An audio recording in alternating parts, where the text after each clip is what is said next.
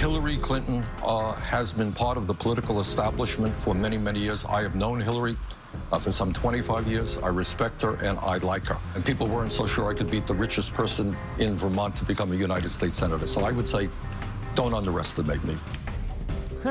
Welcome to Hardball. That was Vermont Senator Bernie Sanders, who is challenging Hillary Clinton in the 2016 Democratic primaries. Sanders is the longest-serving independent in the history of the United States Congress. He spent 16 years in the House of Representatives and now in his second term in the U.S. Senate. Now Senator Sanders says he wants to be president, and he's taking on the Clinton machine, if you will. Senator Bernie Sanders joins us now. Senator Sanders, thank you so much. I salute your guts.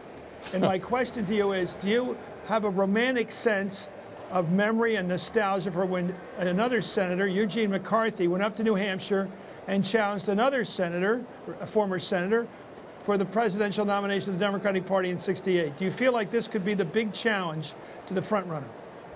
Well, I do, Chris. What I was wondering about when I was thinking about running for president is whether, in fact, we could put together the kind of strong grassroots movement we needed, to rally the American people against the grotesque level of income and wealth inequality and the absurd campaign finance system we have today. And guess what?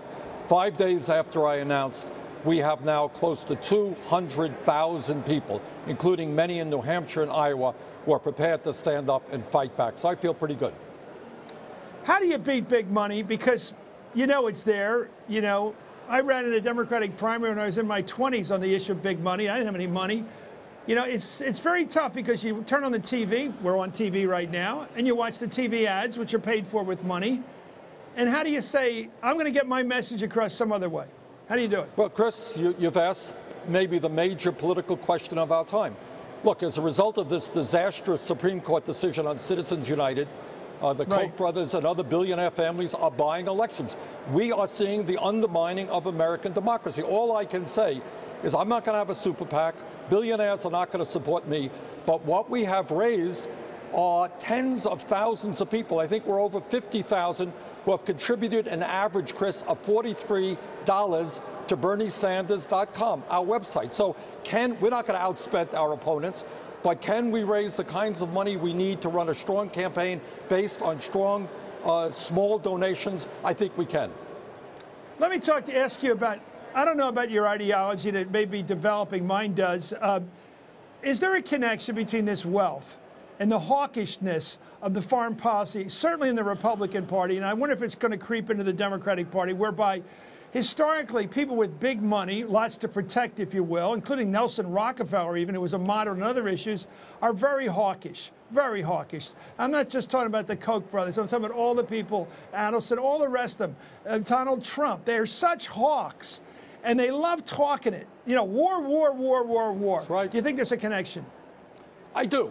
Look, I mean, when we talk about big money in politics, let's not forget what Dwight David Eisenhower reminded us. You remember that? About the power of the military-industrial complex. That was back in 1960. That power has been magnified many, many times.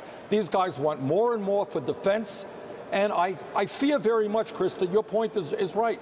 You got a lot of Republicans, and it scares me to death, who apparently feel good about perpetual warfare in the Middle East, who are trying to sabotage what the president is trying to do in terms of preventing Iran from getting a nuclear weapon. That scares me very much, and I think it speaks to the power of the military-industrial complex.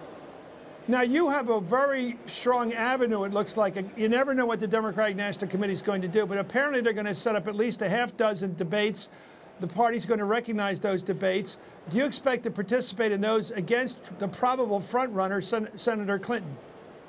Absolutely, of course. Well, that's a good answer. Well, I mean, I guess yeah, I mean, of course I will participate, and I hope that we'll have as many debates as possible. Look, Chris, this country faces enormous problems, and anyone who knows my politics knows that I'm issue-oriented. I don't like personal attacks. I focus on issues like why it is that the middle class for 40 years has been disappearing, why 99% of all new income is going to the top 1%, why we are not addressing the planetary crisis of climate change, why we are not changing this disastrous Citizens United Supreme Court decision. So to my mind, there is a whole lot to be debated, and I look forward to having respectful, intelligent debates with Hillary Clinton and any other candidate who is out there. What can be done in America about exponential wealth? I don't mean people where the CEO makes too much money. That's a problem in itself. But when you see people making in the billions, I've never seen these numbers. You never saw them. Billions. Some people have $20, $30 billion. Is, you know, you hear about numbers like Buffett's money or other people's money. I've never heard of money like this in the world. Chris, how do you deal with that? It's not just 100 times, it's 1,000, 10,000 times what other people have. You've never heard of this because it's never happened before. Listen to this. According to Forbes magazine, in the last 2 years, the wealthiest 14 people in this country have seen their wealth increase by $157 billion. That's more wealth than the bottom 130 million people have in their entirety. It is obscene, it is immoral, it's grotesque. How do you deal with it? You know what? You have real tax reforms that says to the billionaires, that says to the largest corporations in America, guess what? You are part of the United States of America. You can't avoid your taxes anymore. You're going to have to start paying your fair share. You do that by raising the minimum wage and rebuilding the middle class, by a massive jobs program rebuilding our infrastructure. Senator Bernie Sanders, we'll have you on it again and again. Good luck in the race. We're looking forward to those debates, especially the ones headed toward New Hampshire. It's got a lot of nostalgia for me.